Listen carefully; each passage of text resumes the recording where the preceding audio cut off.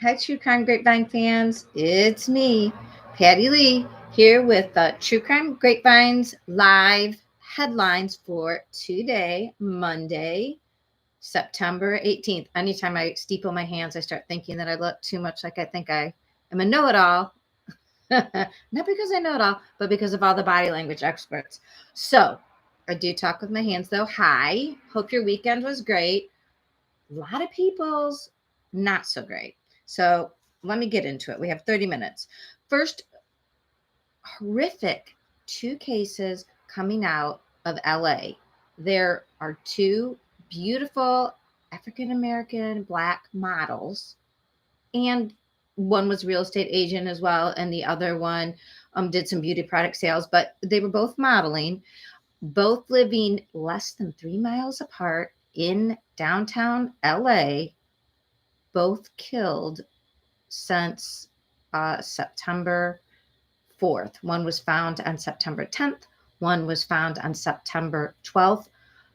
Both found in their apartments, unalived.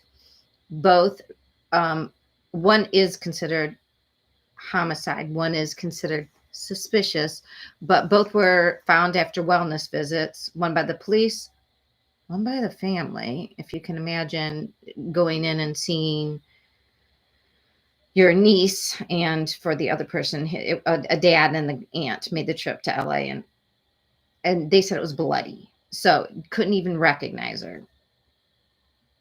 So unless LA is going to go all Ellen Greenberg, on us, looks like that one will also. It's not just suspicious; it looks like an unaliving. But these two unalivings, both women, both beautiful, extremely so, Black women in LA in luxury type apartments, found in their apartments, found within the same week, both bloody scenes, both just stopped answering their phone, and that's why there was wellness checks. So, who are these young ladies? The first one that we're going to talk about, they're both in their very early 30s. One was Melissa Mooney. She was 31. She was a model and a real estate agent. She had actually just within the month moved into this fancy high rise apartment. She was working for a Beverly Hills real estate company called The Nest, I believe, and doing great. Life going wonderful. Her apartment was even called the Sky at Bunker Hill Luxury Apartments. Now, here was something interesting when I was just looking up to corroborate. Sorry, a little dyslexic detective talk there. The Daily Mail article added that at her apartment, there had been some complaints within the last couple of weeks of suspicious activity. They didn't go into it any further. They didn't say what the suspicious activity was.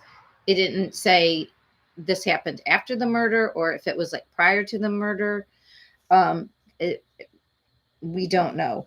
Melissa, spelled Maleesa, Mooney. She was found around 4 p.m. by the LA police doing a wellness check. Her parents had asked, they must have lived out of town. They had been trying to get a hold of her, they said, for over a week. Now, they noticed that her iMessages went from blue to green, or green to blue, but from blue to green. I'm a Galaxy girl, on Android. So, but what the article said, and I'm sure all you iPhone users out there will know, that it indicated there was a change in her Wi-Fi provider plan. So they noticed that was weird, that there was some change, that it changed color like that. They couldn't get a hold of her. They couldn't text her. She wasn't returning phone calls. And that's why they called the police to do a wellness check. And they found her in her apartment. Big mess. The cause is homicide. The manner, is that right? Or the manner is homicide. The cause, they're saying it's pending versus an autopsy. So LA coroner's office is very tight-lipped on these two cases. She was found on September 12th. But and she had gone missing earlier though. They hadn't heard from her since about a week prior to that. So that works out to be about Labor Day weekend. So what we don't know, unlike the second victim I'm going to tell you about, we don't know. There wasn't a lot of information. The public, at least publicly available information, wasn't clear on what'd she do Labor Day weekend. We don't know. Or at least the public doesn't know. I can't say that they don't know, investigators. So 2 days prior to Melissa being found, less than 3 miles away, Nikki Coates, she's 32, absolutely beautiful, again, stunning. She did tell her friends on September 8th that she was going out on a date, and she had texted her family. So she was found on the 10th. Her parents, it sounds like they lived a little bit closer than Melissa's, and they just drove to her apartment on the September 10th. So she hadn't been heard from by the 8th. They kept calling, and this is kind of how my kids are. If I hadn't heard from them in 2 days, they live within driving distance. I'm going to drive and check out what the heck's going on. The dad and the aunt went, and when they walked in, they said, the aunt says, like, this isn't just suspicious. She said, I couldn't recognize her. So she did say she was going on a date. So that obviously should be very interesting. So she was found 2 days before Melissa, but Melissa seems to have been unalived earlier. She lived in a very luxury apartment as well. She lived on 8th and Grand. I don't know LA downtown enough to know 8th and Grand, and the other one was in that at Bunkerville, luxury apartments on South Ferguson. But they said they're within 3 miles of each other. So I guess in LA that means what? You could get there in an hour. I'm just kidding. I know LA traffic's bad. Hashtag, do you need a ride? Shout out to my friends, Karen and Chris, who aren't really my friends, but in a pro social relationship way. I feel like they are. Okay, that's enough about me talking about my LA pretend friends. So, is there a serial killer? So we know, let's take a drink and think about this. All right. Victims, similar age, similar jobs, similar racial background, similar looks, found in similar places, locations close by each other, time close by each other. Now, if we look at the time, if we're thinking September, like the beginning of September, and then we had one September 8th, one would expect to see a third, because it's not really a serial until we have 3 separate. So we can't really say, the families are very upset. People Magazine just picked it up. I saw it on Twitter yesterday. I went to what was it? On Twitter. It was KTLA 5.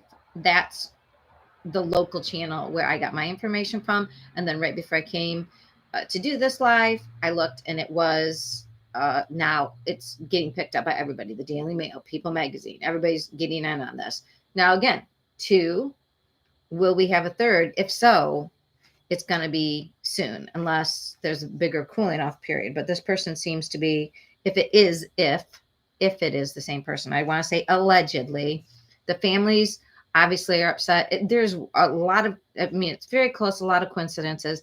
I'd really want to know if Melissa was going on a date over Labor Day weekend. That's what I want to know. So I will keep you up to date on the LA murders, the model murders, as it were. It's going to be crazy. All right. The second case, I'm going to call this the Bad Mormons, because I just watched Salt Lake, the Real Housewives of Salt Lake. And if you don't watch that, that's fine. But one of the women wrote a book called Bad Mormon. She was talking about herself because she had been excommunicated. But this was, it's just a joke, because these women, both Mormons, very bad, in my opinion, allegedly, don't sue me, Corey Richards.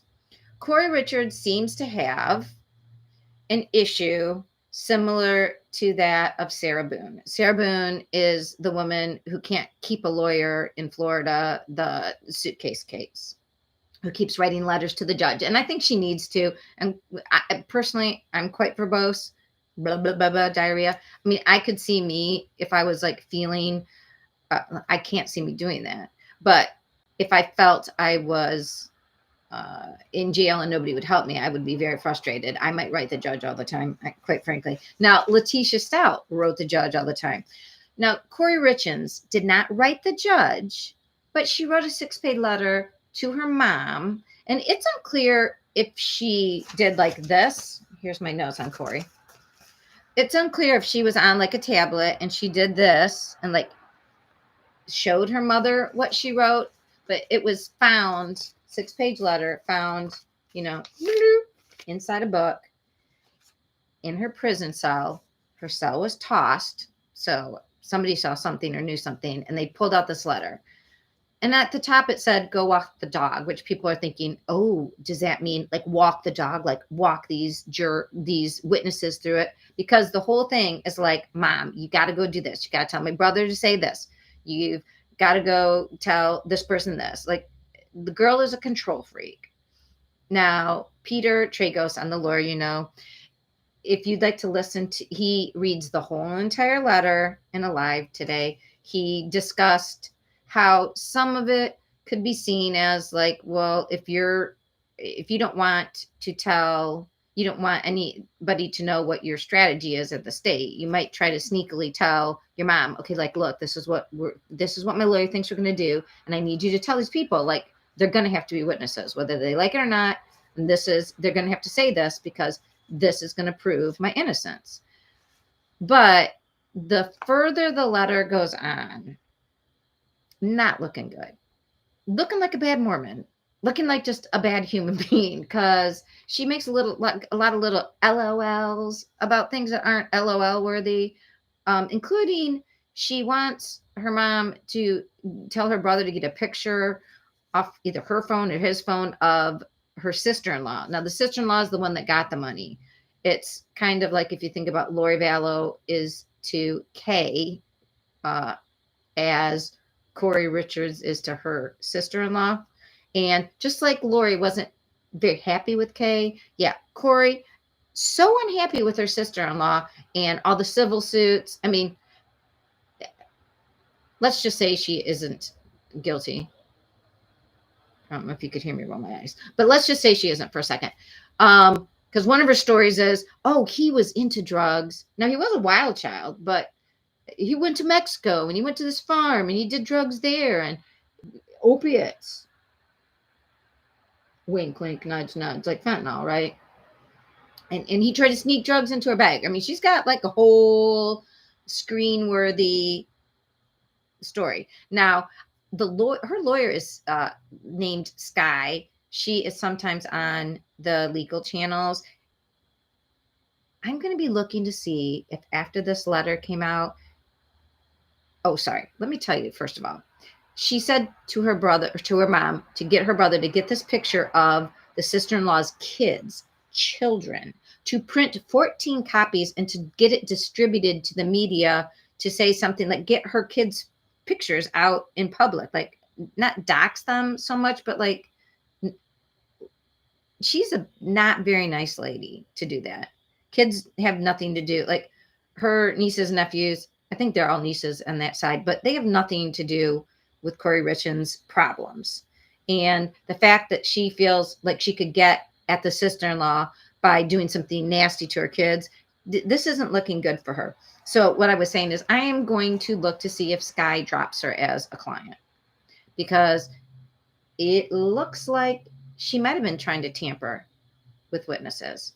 And that might be coming down the pike next. So Corey Richards, letter writing, which we can see. Don't be documenting your crimes, people. Don't Google them. Don't write them down on paper. Allegedly, just my opinion. Don't sue me. So that we'll be looking to see what happens they're in Park City, Utah. Again, speaking of the Real Housewives of Salt Lake City, maybe Maybe she'll be visiting Jen Shaw in prison. All right.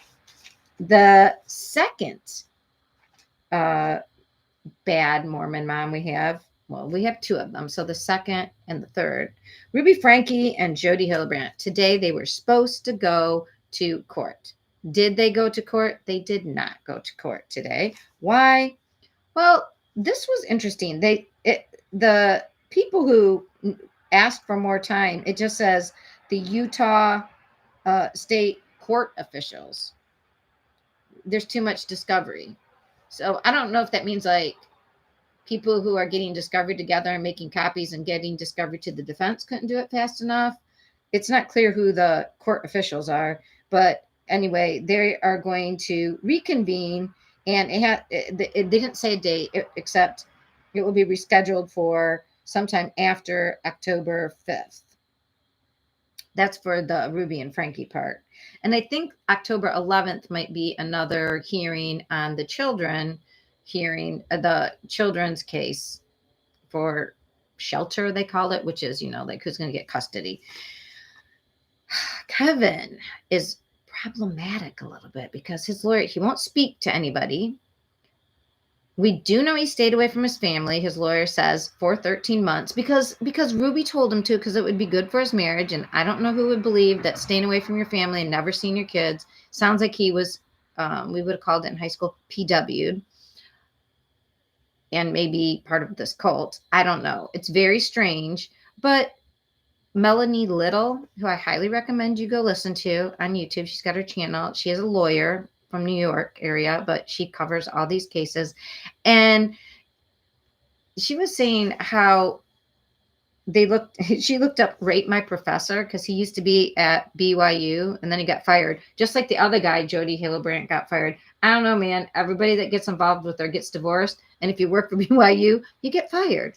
But the kids, prior to any of this coming out, had rated him and said he was like homophobic and he was cruel and he was know-it-all and he was mean to them and it was very stressful just to be in his class. And he sounds like super strict. Does it remind you of anybody? Anybody? Like maybe he and his wife, not that far apart on discipline. And like I said before, the lawyer keeps saying, oh, well, he's never physically abused his kid. Never physically. And I'm like, yeah, but he was all down with sending the kid to the wilderness camp. He was fine with the 8 months on the floor with no bedroom. And he was on a lot of those videos. Oh, the last thing about this case, guess what? YouTube put out a statement saying that creators are no longer allowed to use clips of Ruby Franke being on the connections or the 8 passengers because they took that all down. They don't want anybody rebroadcasting it. I don't know if they mean from today onward or what, because I've seen already clips of, her talking. I don't know how YouTube's going to like police that, but it should be interesting. So since I don't use clips, I guess I want to be able to, but I guess for right now that saves me a little bit. Her sisters, Ruby Franke's sisters, are still speaking out. They don't know anything. One of her older nephews speaking out. He said, yes, Ruby was strange and strict, but they didn't know any, like, so basically nobody knows nothing. Nobody except for the older sister and the neighbors who say, yeah, we were trying to get a lot of attention. The last thing I want to say about this before I go on to the next case is people are conflating, meaning accidentally blending two things. They will say on the 911 call, the person says, Jody, his neighbor, that bad things are happening at that house. He said, I know she's not a nice lady, but I didn't think it was this bad or something like that. Insinuating that they knew something was going on at Jody's house. That's 4 hours away from Ruby's house. Because then typically what happens is the creators go, but the police, yeah, because the police were called to Ruby's house, 15 times. But the 911 caller is 4 hours away from Ruby's house. So what I would like to know, and if you guys know, put it in the comments. Let me know if you know what happened at Jody's house? That's what the 911 caller was saying. Jody was a bad lady. We knew stuff went on there, but we didn't know it was this bad. What did they think went on there? What things were happening at Jody's house? Had the police, I can't find any information about it, but if you know, let me know. And if you want to, like, subscribe, ring the bell, blah, blah, blah, blah, blah. You know all that. So interesting. They both were having issues enough that their neighbors noticed they were weirdos. So I don't know if that's just weirdos since Ruby got involved and maybe they hurt, whatever. That's all so creepy. Melanie Little also brought up too that apparently the little 12-year-old's injuries may have been those rope burns, may have gone to the bone. It makes me ill. Makes me ill. All right. Those are our bad Mormon moms. Enough about them. Hey, but we're still out west. Now we're going to Idaho. Okay, guys. The Kohlberger case. We're waiting to hear about the media, right? And we all want to see some camera in the courtroom. Do we not? Hey, tell me in the comments. Let me know. Do you want to see cameras in the courtroom? I do. Like I said, I think it should be in the back. I think it should be still. But, and I think if the witnesses don't want to speak, they could just focus on the seal or something else like they did in the Wagner case in Ohio's, what was it called? The massacre. Was it Pickering? So, but I don't think we're going to get cameras. Why do I think we're not going to get cameras? Well, over the weekend, Judge was handed the perfect excuse. For some reason,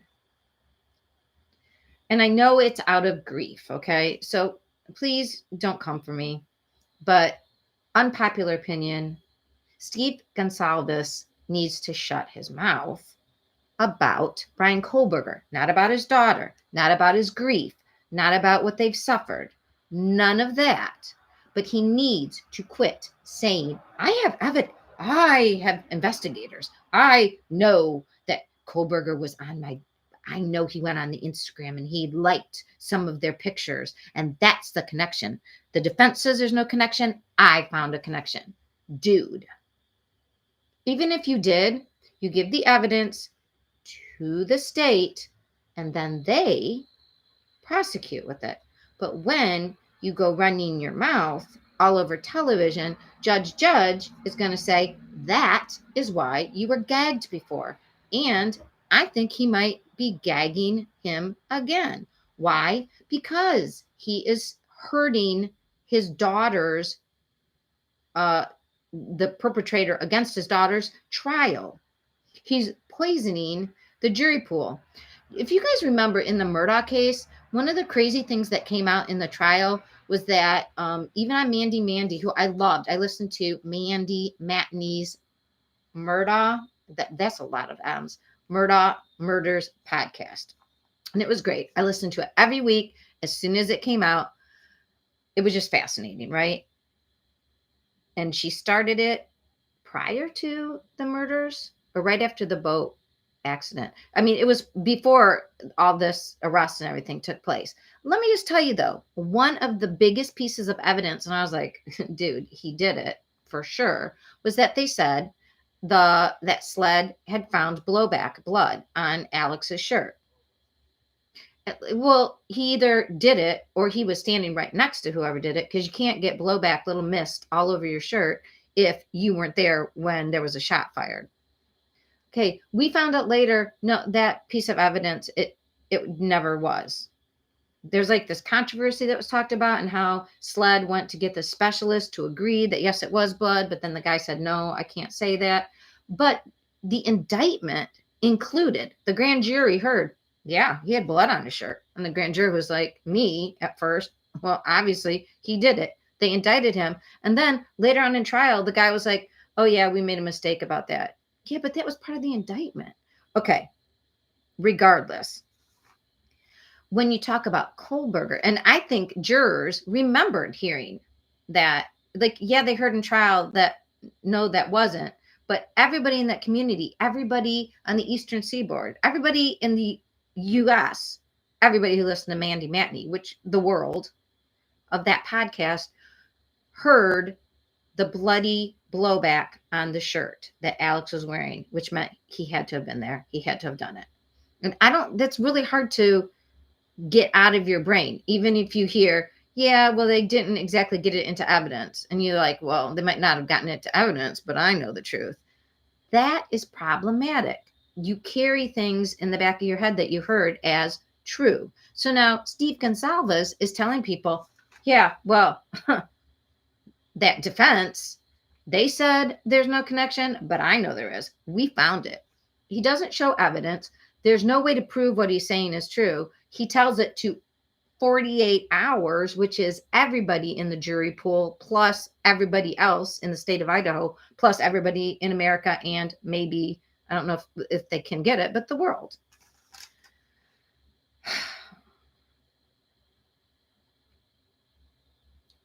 If that were accurate, the prosecution would have put that in the probable cause.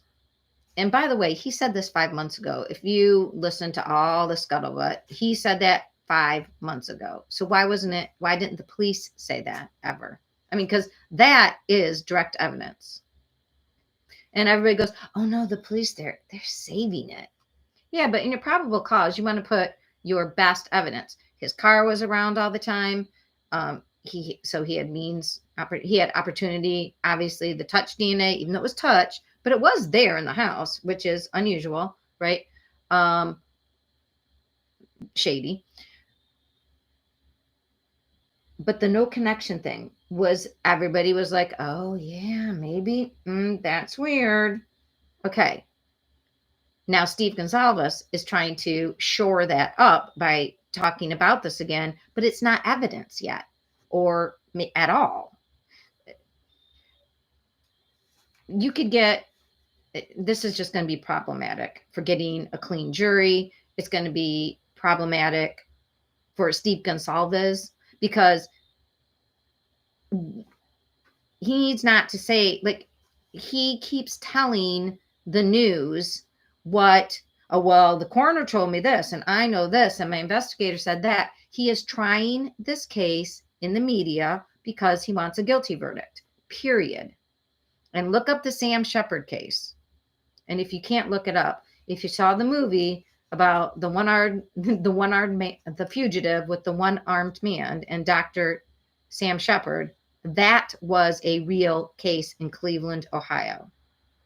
And he got a whole new trial and was then, I believe, acquitted, or at least not found guilty, of his wife's murder, because at first he got a new trial because they said, all this stuff that was conjecture and it wasn't evidence, and everybody heard it, so everybody knew he was guilty.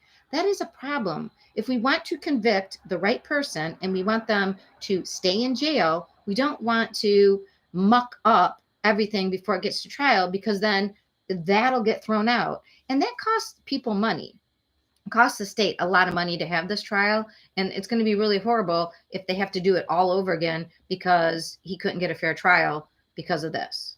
Or this is just horrible.